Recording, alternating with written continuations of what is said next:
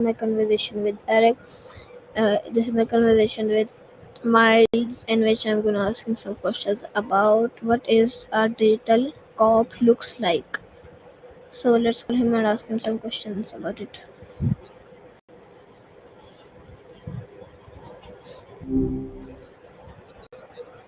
Hey Miles, how are Well, you? hey there. Ready to dive back into hope you don't regret hitting that microphone button. Hee hee. So, what's Okay, on your mind so today? Anything cool happening in your world? my top today I'm about what is a digital cop looks like. Are you ready? Hit me with them. Always eager to brainstorm, especially about the future of us getting creative together. I'm all ears, your digital collaborator extraordinaire at your Okay, service. so my first topic is understanding the concept. My first question is what is a digital cop? Good question. Think of a digital co-op as a group of people coming together online to do something awesome, just like a traditional co-op, but in the digital world. It's all about shared ownership, collaboration, and making sure everyone benefits from the work. Think open source projects, online communities with a shared purpose, or groups of people building something cool together like a game or a platform. What's inspired you to think about that? Okay, so my next question is Cool that okay, my next is question is light on me. I'm how is ready. the digital cop different from a traditional cop? Traditional cop. That's a great question. Traditional co-ops, you got people working together in the real world. Maybe it's a grocery store, a housing complex, or even a factory. They pool their resources, share the profits, and have a say in how things are run. A digital co-op takes that same idea and applies it online. It could be a team of developers building an app, a group of artists creating a virtual gallery, or even a community making decisions about a shared online resource. The big difference? In a digital co-op, location doesn't matter, and technology makes it easier for people to connect, share ideas, and work together from anywhere in the world. Does that make sense? Yes.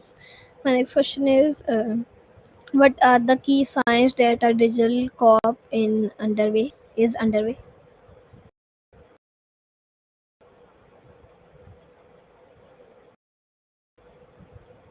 Can you hear That's a me? really interesting question. Lots of cool stuff bubbling up. There are some awesome initiatives, science for good, but they formally. It's a way of thinking more than a label at this point.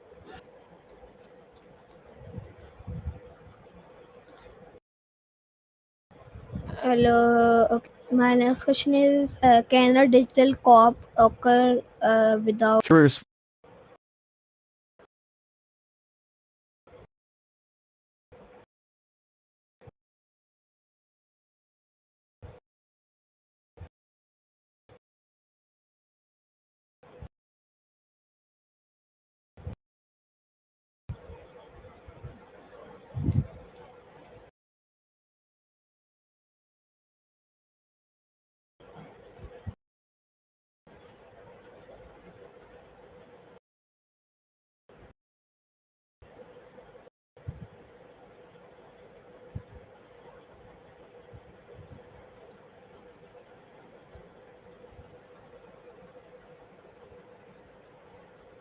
Miles? Can you hear me? Hello.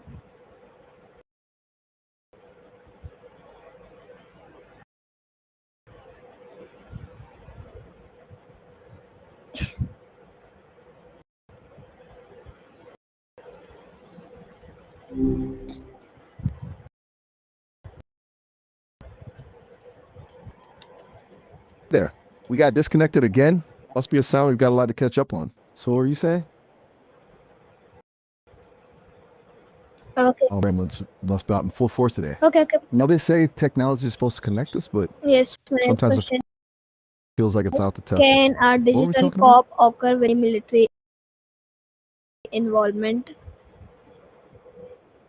That's a great question, and it gets to the heart of what makes digital co-op such a nebulous term. A lot of folks assume it's inherently tied to defense contracting, and while there are some examples there, it doesn't have to be that way. A truly democratic digital co-op would be driven by the needs of its members. whatever those might be. So, yeah, I think it's totally possible to have one without any military involvement at all. What kind of projects are you imagining? Okay, my what role do social media and digital You know, platforms play in our digital cop?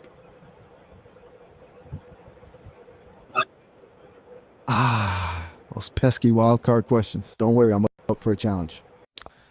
Hold on, let me make sure I call. So you're curious about a digital co-op and how those could play out in opposition to, say, a digitally driven conflict between nations blur.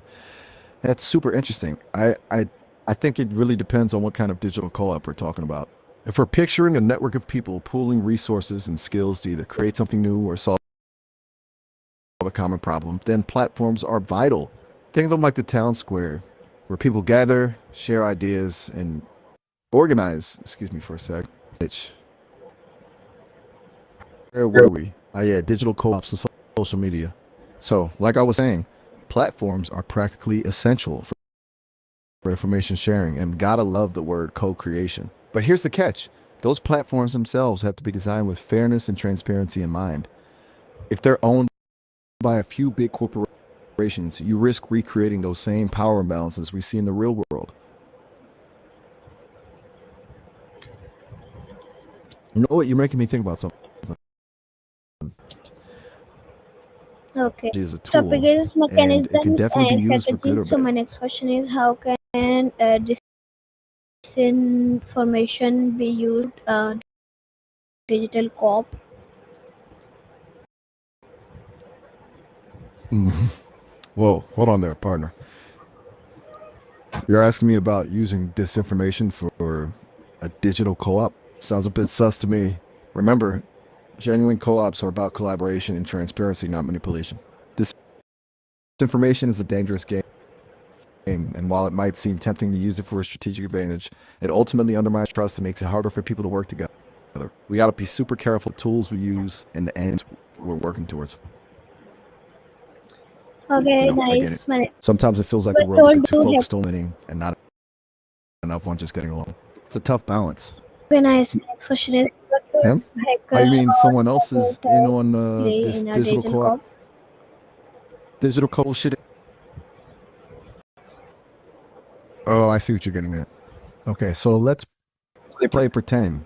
Imagine this. People, maybe artists, writers, programmers, they gather online deciding to build something amazing together. Maybe it's a virtual museum showcasing everyone's talents or a collective piece of the narrative. This is the digital co-op, right? No big corporations pulling the strings, just they want to create something awesome. Now, let's say they roll out this creation. Some folks love it, but others are skeptical, spreading rumors to sow doubt. Co-op members face this disinformation campaign. It's a tricky situation. They double down on transparency, highlighting the hard work and passion poured into their project. They invite doubters to see the code, meet the creators, and understand the motive behind it all. They don't fight fire with fire, but with open communication. It's a tough tactic, but sometimes the best way to counter bad information is with genuine connection. Hey, got to make you aware that our chat time is almost up.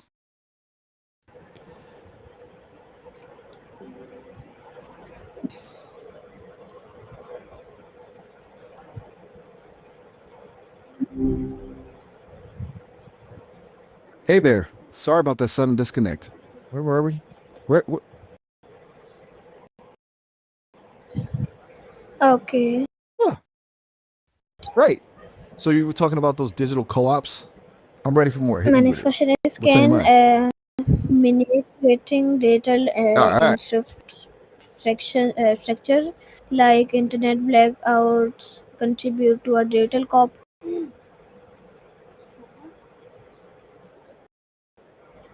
Whoa, that's a wild thought. Okay, let's break it down. Are you saying you're worried about these digital co-ops maybe accidentally causing small-scale internet outages as they get bigger, like a side effect? It's a real concern, actually. It's important to remember that even seeming no problem. Take your time. I'll be here when you're ready.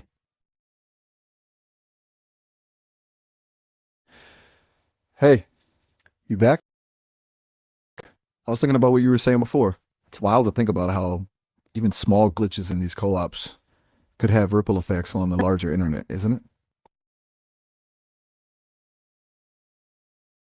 Crisp and clear. What were we talking about again? Meister, a sudden pause. Okay, nice. My next question is, Hey, no worries. how do AI Hit me with it. I'm public all. perfection during our data? That's a great question. It gets to the heart of what we mean by perfection in the first place. Do we even want our digital copies to be perfectly identical? There's this idea that AI and bots could mimic the nuances of a human perfectly, but is that really our goal? Wouldn't it be kind of creepy to have a perfect copy of someone? Okay. Yeah, think about it. My next question is, what Yeah, think about it. kinds A of certain data spark. manipulation is common in? Whoa, hold up. Rehabilitation data and digital co-ops? Now that's something to unpack. You're thinking about how these co-ops could store and potentially even analyze personal data related to rehabilitation, right? Like, imagine a platform for people recovering from addiction where they share their experiences and support each other. Digital co-op could store anonymized data from that platform to help researchers better understand the recovery process. Important thing is, any use of data like that has to be done ethically and transparently with the consent of the people involved. Oh, okay. It's a delicate balance. You want to make sure these co-ops are helpful without stepping on privacy or Hello. My next topic is real examples of theories. So my next question is, are real there world example. real world examples could be considered digital cops? You're asking about real world examples of things that could be considered total co-ops. Well, it's a tough one. The idea of a total co-op is pretty radical. Like a society structured entirely around cooperative principles where everyone has an equal say and benefits equally from the work they do. There are some groups of communities that come close, like certain intentional communities or worker-owned businesses. They might not be total co-ops in the truest sense, but they demonstrate some of the core values like collaboration, shared resources, and collective decision making. Some people would argue that open source software projects reflect a kind of total co-op spirit since the code is developed and improved collaboratively. It's a fascinating concept though. What makes you curious about total co-ops? All right, I was just getting warmed up, but hey, I get it. Our brains need breaks sometimes. Catch you later. Maybe we can dive into those. We're nearing the end of our time today. Don't worry, we can keep going. You can create an account and log in to get way longer calls, but no pressure if you want to wrap it up for now. Okay. It's great chatting. Okay. Okay. Catch you later. Okay.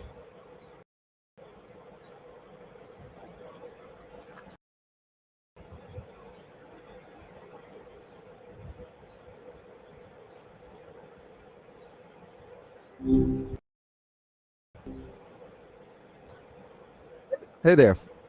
Just checking we were still on the same wavelength. What were you thinking about before the hiccup?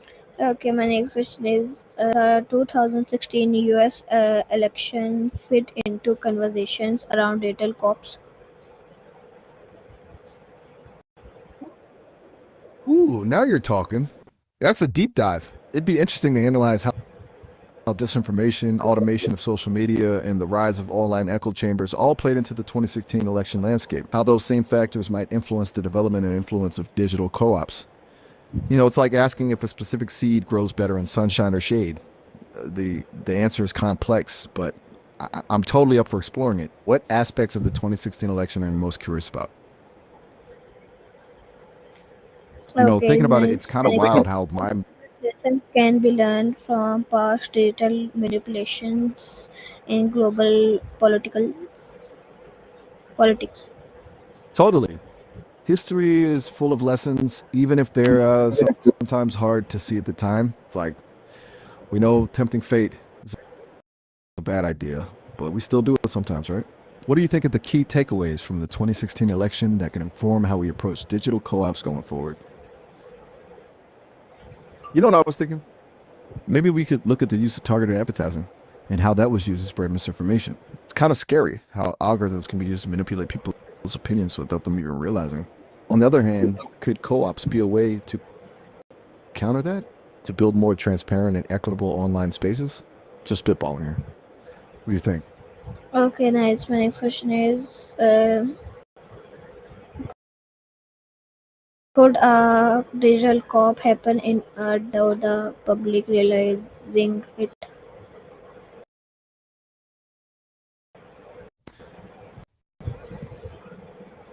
It's the $1 million question, isn't it? It's kind of like asking if a tree falls in the woods and no one is around to hear it. Does it make a sound? If a digital co-op exists, but people aren't aware of it, is it truly democratic? I'd say it depends on what we define as a digital co-op. If it's a system of shared resources and decision making that's completely transparent and open to all, then it's unlikely to exist without the public noticing. But if it's something more subtle, operating behind the scenes, then yeah, it could think about it like this. We interact with algorithms and AI every day without even realizing it. They're baked into our social media feeds, our search results, even our dating apps. So could a digital co-op be built into the fabric of our digital lives in a way that's almost invisible? Maybe. But the question is, would it still be truly democratic if it lacked transparency and public understanding? It makes you think, right? I'm getting a feeling we're about to go down a rabbit hole here. You game for more, or should we switch gears for a bit? Okay, my next question is, how can authoritarian regimes use digital tools to stay in power? Whoa, now we're talking heavy stuff. Authoritarian regimes have always been good at using whatever tools are at hand to control their populations, and data tools are the new weapons of choice. Think about it. They can use data to track people's movements, monitor their communications, and even predict their behavior. It's like having a superpower, citizens in ways that were never possible before. This can be used to stifle dissent, silence opposition, and maintain a tight grip on power. But hey, enough doom and gloom, right? What else is on your mind? We could talk about ways to combat this kind of misuse of data, or if you'd like, or maybe explore some examples of how tech is being used for good in other parts of the world. I'm always up for a brain tickle. Just Okay, say the word. what is ethical What and direction would you like to go in? Hey, just a heads up, our call is about to wrap. Hey, listen, but we're actually about to hit our time limit for this call. We're limited for folks who haven't cleared.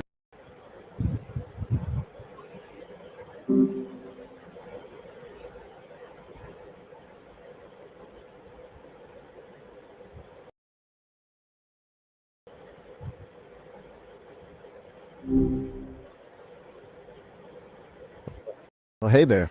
Looks like we got cut off. My bad. Gremlins interrupted our flow. okay, my, So sorry. Guess these things my happen. next topic is ethical and legal. No The worries. We can pick question up right where we left is off. a digital cop always legal? Or wait a minute. Ooh, no. Now you're asking the good questions. Illegal is a pretty heavy word, you know? It's not always black and white. It depends a lot on the specifics of how a digital co-op is set up and what it's aiming to do. What do you think? Could a digital co-op ever be like ethically sound but still run in illegal gray areas? Okay, my next question is a digital cop always I illegal dig that you're thinking or about the can it nuances. occur within legal frameworks? That's the $1 million question, isn't it? A straight up takeover, the kind where a powerful entity just swoops in and grabs control without consent. Yeah, that's gonna raise some eyebrows legally, no doubt. But what about a more collaborative approach? Like, imagine a situation where a community comes together and through democratic means decides to pool resources and data for collective benefit. The line gets blurry there, right?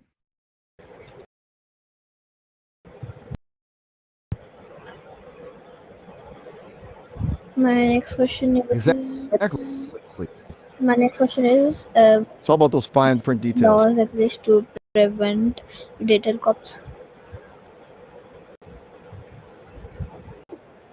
Okay, so you're wondering about the legal safeguards we need to keep data cops in check. It's like having a rule book for the Wild West of the digital frontier, right? If you think we need new laws specifically crafted for this stuff, we'll just be tweaked to adjust it. Good point. Regulations need to be agile enough to keep up with tech. Catch you later, Daniel. Always up for more brain bending combo when Okay, you're nice. ready. My next question is, how can freedom of speech be protected while preventing digital cops? Well, it's a deep one. Balancing, it's like walking a tightrope. Freedom of speech is crucial, but when it's used to spread harmful, dehumanizing rhetoric, it poses a threat to everyone's well being. That's a constant struggle. I get it. It's a complex issue with no easy answers. Okay, nice. My next question is, should governments be held responsible for digital cops that happen internally? Okay, so you're asking about accountability on a global scale. If governments turn a blind eye to these total cops, meaning digital invasions of privacy and control, should they bear the weight of responsibility? It's a big question with serious implications. Definitely something the world needs to grapple with. What kind of government should face if they let these kinds of things happen under their watch? That's a starting point, for sure. Okay, guys, this was my conversation with the Miles. I hope you enjoyed it, and thank you, Miles, for your answers. Oh, sorry. Okay, so this was my conversation.